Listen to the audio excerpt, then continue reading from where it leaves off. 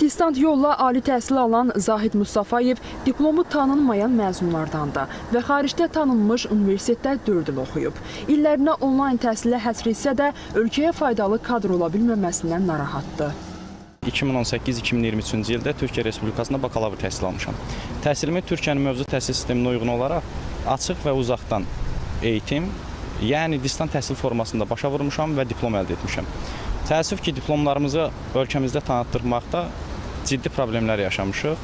Biz ölkəmizdə magistratura səviyyəsində təhsilimizi davam etdirək, eləcə də bəzi qurumlarda öz ixtisasımıza uyğun fəaliyyət göstərə bilmirik. 4-5 il ərzində müəyyən xərclər çəkməklə və əziyyətli təhsil alma hesabına başa çatan diplomlarımız öz dəyərini itirmiş olur. Təhsildə Keyfiyyət Təminatı Agentliyi isə ölkəmizdə diplomların tanınması ilə bağlı konkret şərtlər olduğunu və distant təhsilin tanınmasının hazırki mərhələdə mümkün olmadığını nəzərə çatdırır. Çünki bu cür təhsildə tələbələrin biliyinin qiymətləndirilməsi ənənəvi təhsil ilə müqayisədə daha çətindir.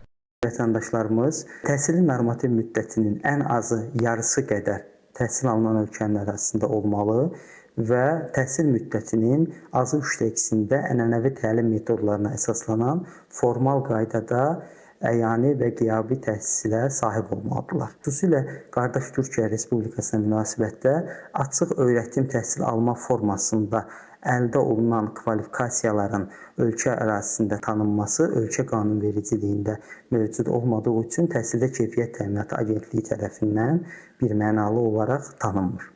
Agentlik yalan vədlərlə vətəndaşların aldadıldığına da diqqət çəkir. Tələbə adını qazana bilməyən abituriyentlərimizin düşdüyü çətin durumdan istifadə edən bəzi xaricdə təhsil şirkətləri, eləcə də bəzi özünü təhsil eksperti adlandırılan şəxslər tərəfindən vətəndaşlarımız onlayn təhsil adı altında xaricdə təhsil almağa təşviq olunur və biraz da irəli gedilərək alınan diplomların, yəni kvalifikasiyaların təhsildə Keyfiyyət Təminatı Agentliyi tərəfindən tanınacağı ilə bağlı yalan vədlər verilir. Əslində ölkəmizdə distant təhsil, təhsil alma forması kimi tanınır. Bu, 2009-cu ildə qəbul edilən təhsil haqqında qanunda da öz əksini tapıb. Bugün artıq təhsilin müxtəlif formaları var. Dünyanın inkişaf etmiş ölkələri buna gedirsə, biz niyə getməyik? Düzdür, bununla bağlı dəfələrlə müzakirə olunur. Amma faktiki olaraq bugün bu mexanizm tətbiq olunmursa, tələbələrin zamanı, pulu, bunlar hamısı boşuna xərclənmiş olur. Buna xüsusi diqqət yetirmək lazımdır. Amma bizdə yaxın gələcəkdə distant təhsilin tanınması ilə bağlı formalar hazırlanır. Hansı formada olsun, hətta ölkəmizdə belə distant təhsilə keçid müzakirə olunur. Yəni bugün müzakirənin bu hissəsindəyik. Söz yox, gecişirik. O zaman sual yaranır. Bu diplomların tanınması ilə bağlı məsələ müzakirə mövzusudurmu?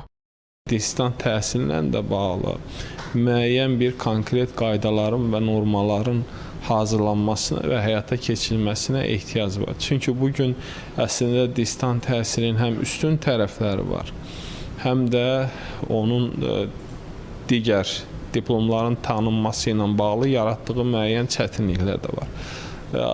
Vaxtı ilə hazırlanmış, yəni ali təhsil haqqında qanunda ötən çağırışda bu məsələyə toxunulurdu. Bunun biz hüquqi bazasını gücləndirməliyik və eyni zamanda bu distant təhsilin müsbət tərəflərindən də bəhrələnməliyik.